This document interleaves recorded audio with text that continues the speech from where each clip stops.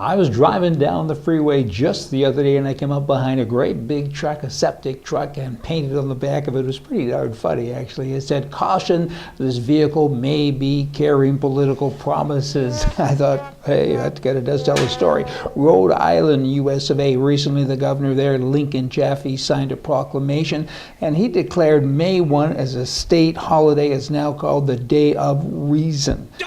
You're with me on that? I mean, the implication clearly is then is that all the other days of the year we're unreasonable, but on that day we got reasons. You all come and see us then and have a chat. But this is how he breaks it down. He says the day is meant to strengthen the character of government. Good luck, Governor. You need a lot more than one day to get that to happen. In Canada, the Canadians there apparently want to have a public broadcaster. That would be the CBC. So says the headline that was recently in the Globe and Mail. They tend to be a little bit of a left-wing mainstream press, the Globe and Mail.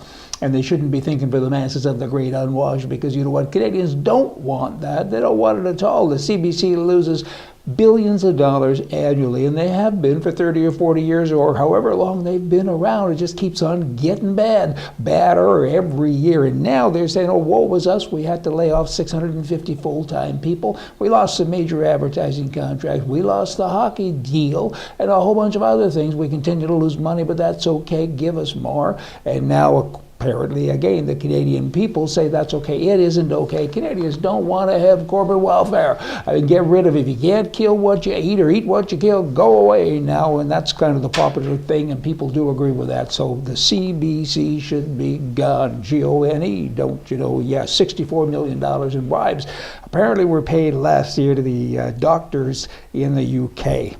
I don't know. The relationship between big pharma and doctors has always been a point of discussion, I guess. And you know what? Is it bad? Is it good? I mean, you go to people, you try to sell your product. I think doctors with character refer more than one product, and if they do refer one, I don't think it's because they get the most hockey tickets from that person necessarily. I think primarily it's because it's better for the patient, is it not? I think you got to kind of have a little bit of freeway here. Freeway?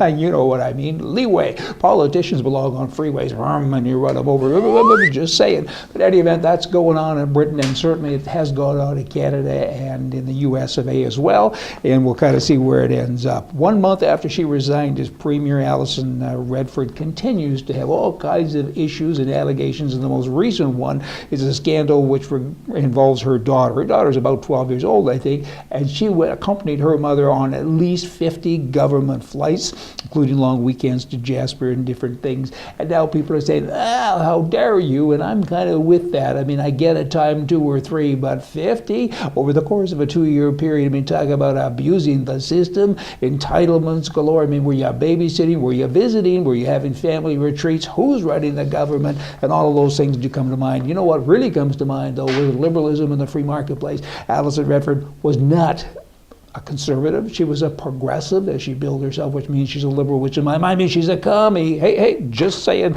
Let's end this today with this. There are 2 kinds of people. Which one are you? It's a test. Here we go. The first one is the one that doesn't does want someone, I'll get it, to take care of them. These people want the government to provide for them. They want the police to protect them and provide their safety, and the government to give them food stamps and all those other things. And the other kind of person is the person who truly believes in personal responsibility. There's only one person at the end of the day who is responsible for my happiness, my safety, and or my security, and that, of course, would be me. Governments have a place, but it's a small place because politically right is right and left is wrong, and it's cheaper to be a conservative. Hey, y'all, come back tomorrow. We're going to have more for you from the right. See ya.